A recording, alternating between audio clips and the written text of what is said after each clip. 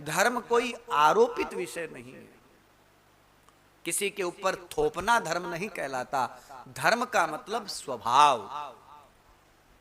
आप लोगों के हृदय में जो दया है ना, वो उन लोगों में दया नहीं है।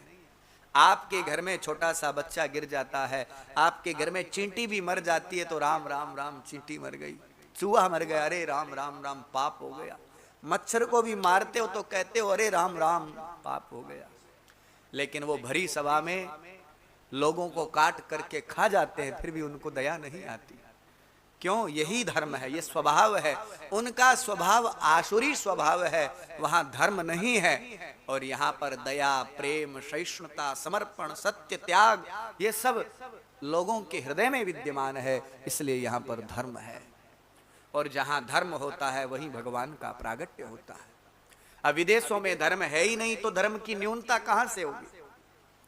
यानी एक सिक्के के दो पहलू है, एक तरफ रुपया लिखा हुआ है, एक तरफ भारत लिखा हुआ है, यानी दोनों एक जैसे नहीं है, अलग अलग है।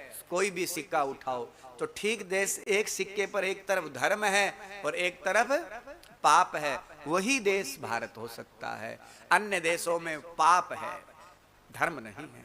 और जहां धर्म होता है और उस धर्म के ऊपर जब भी कोई आघात होता है तो भगवान कहते हैं परित्राणाय साधूनाम विनाशाय च दुष्कृताम धर्म संस्थापनार्थाय संभवामि युगे युगे।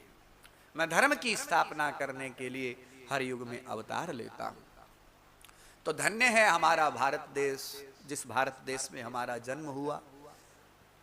हमें तो गर्व करना चाहिए, हमें तो खुश रहना चाहिए। देखो हम कितने भाग्यशाली हैं, हमारा ऐसे देश में जन्म हुआ है जहां पर कितना प्रेम, कितनी दया, कितना समर्पण, इतने भगवान के दर्शन, ऐसी नदियां। कोई ऐसा देश नहीं है जिस देश में नदी की पूजा होती हो, कोई ऐसा देश नहीं है जिसमें पहाड़ की पूजा होती हो। केवल ये भारत देश है जिसमें गंगा को मां माना जाता है, गंगा मैया कहा जाता है। विदेशों में भी नदियां, झरने बहते हैं, लेकिन उनको देवत्व संज्ञा नहीं दी गई है। तो इसलिए जो भारत देश है वो वंदनीय है। यहाँ पर ऐसे ऐसे तीर्थ है महाराज, उन तीर्थों की ऐसी ऐसी महिमा बताई गई है शास्त्रों में कि वहां पर बैठ करके 3 रात भी यदि कोई उपवास करते हुए माला जप ले तो उसको 100 अश्वमेध यज्ञों का फल मिलता है, ऐसा लिखा है।